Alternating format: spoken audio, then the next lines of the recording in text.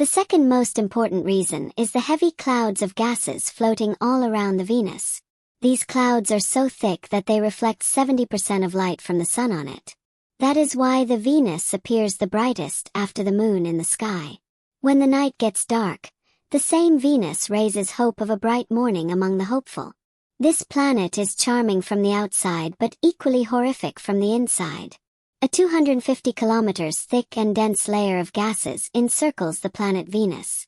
A highly terrible scene emerges when one goes down piercing through those clouds of gases. God forfend. Any glimpse of the hell can only be found at the Venus if one imagines it on the Earth.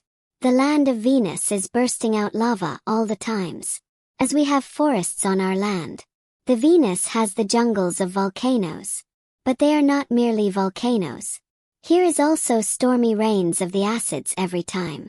Air sulfuric acid rains like explosion of the clouds during monsoon on the Earth, keeping the volcanoes and the acidic rains in the mind.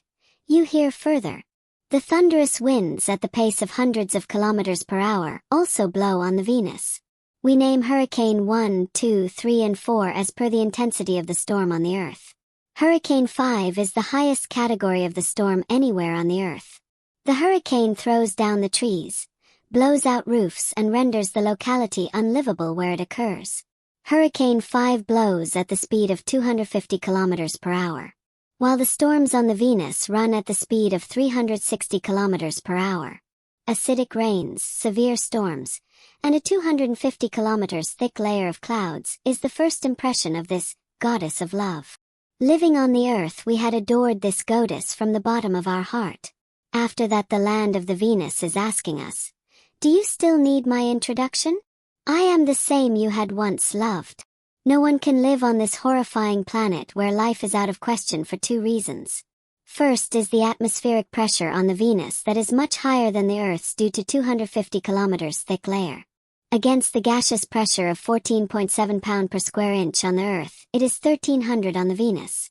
It is 90 times more on the Venus than our blue world.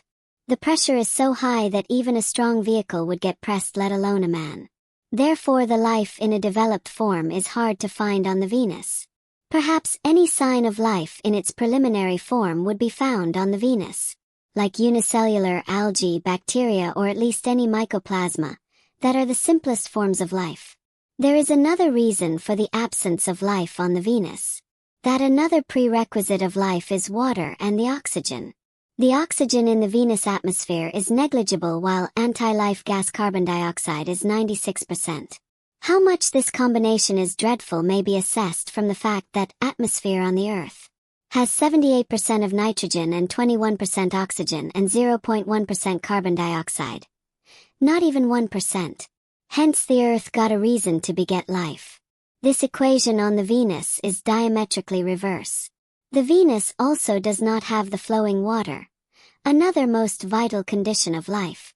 In this situation, making efforts to find out life on the Venus amounts to living in the fool's paradise. What is this? Granite exists on the Venus. And granite does not form without water, that too in a very large quantity. Like the water in the seas.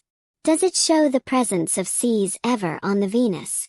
The answer is yes, as the Venus in the beginning was quite like the Earth. Billions of years ago, when our solar system came into being, the Earth and the Venus were alike.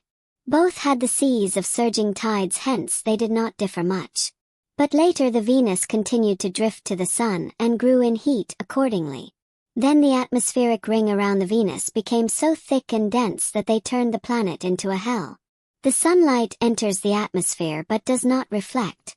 So the Venus continued to absorb heat for millions of years and acquired unimaginably high temperature.